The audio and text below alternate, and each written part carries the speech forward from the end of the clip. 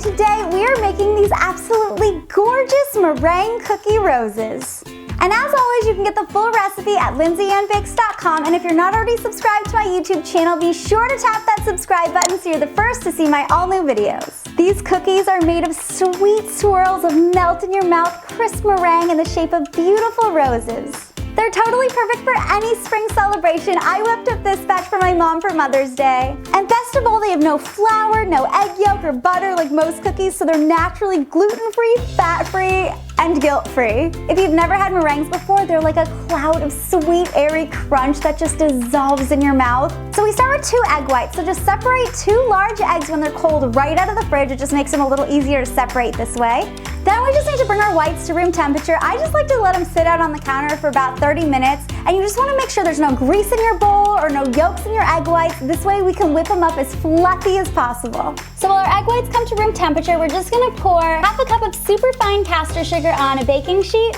and pop it in a preheated 400-degree Fahrenheit oven for just about like 5 to 10 minutes. And this little trick of heating the superfine sugar just helps dissolve the sugar a lot more easily so you get the perfect meringues. Alright, once our egg whites are at room temperature, we're just going to beat them with an electric mixer until they're nice and foamy, starting on low speed and increasing to medium. Then we're going to beat in 1/8 of a teaspoon of cream of tartar, and we're just going to beat this until soft peaks form. So when they're ready, they're going to kind of look like this. When you lift your whisk, the tips are going to fall over nice and gently. Okay, now we set our timer for 7 minutes, the magic number, and we're going to beat in our sugar 1 tablespoon at a time, taking up the whole 7 minutes. And you'll see the meringue slowly start to get fluffier and glossier, and you'll know it's ready when it holds glossy, stiff peaks. So when you lift the whisk and the tips stick straight up and down, they're all set. And you should be able to rub the mixture between your fingers and not feel any grit from the sugar. Last, we beat in a 1/4 teaspoon of vanilla extract. And you can really get creative here and use any kind of flavor extract you like. You can do coconut, you can do lemon extract with the yellow roses, or raspberry extract with pink roses, whatever you like. If you guys give it a try, be sure to tag me in a picture on social media at LindsayAnn Bakes. I'd love to see what flavor combinations you guys came up with. Then we're gonna set aside about half a cup of our mixture to tint green with some food coloring. And we're gonna transfer this to a piping bag fitted with a leaf tip. Then we're gonna add some yellow food coloring to the rest of the meringue, and you can use any color you like, really. I just think the yellow roses come out so pretty. Now we're just gonna transfer this to a piping bag fitted with a closed star tip. And I'll leave a link to all the different tips and tools I used in this video so you guys can get them online. Now we're just gonna take a piece of parchment paper and dab it down with a little dot of meringue in each corner to hold it down. And hold your piping bag at a 90-degree angle straight up and down, and pipe a little rose swirl of meringue right on the parchment paper. Then we take our green and just pipe on some leaves.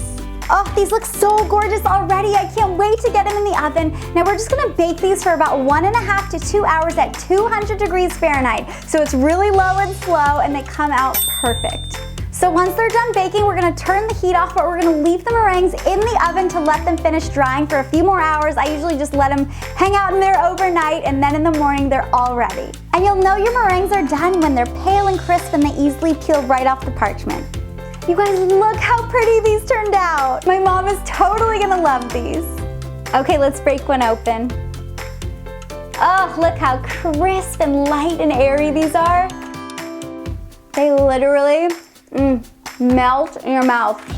It's like little clouds of sweet, crispy goodness. I could eat about like 17 of these and not even feel bad. So there you have my meringue cookie roses. Head on over to LindsayAnnBakes.com for the recipe and tons more that I know you're gonna love, and I'll see you guys next time. Bye!